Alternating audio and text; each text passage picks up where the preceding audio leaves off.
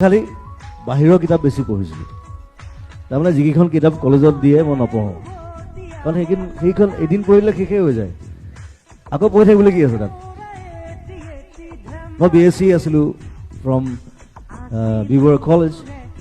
chemistry major য়েছ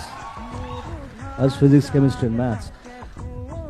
ফিজিক্সটো মই ভাল পাইছিলোঁ কিন্তু মোক মেজৰ নিদিলে কাৰণ মোৰ মাৰ্কছ কম আছিলে হায়াৰ ছেকেণ্ডেৰী মই হায়াৰ ছেকেণ্ডেৰী ফেইলো কৰিছোঁ এবাৰ দেই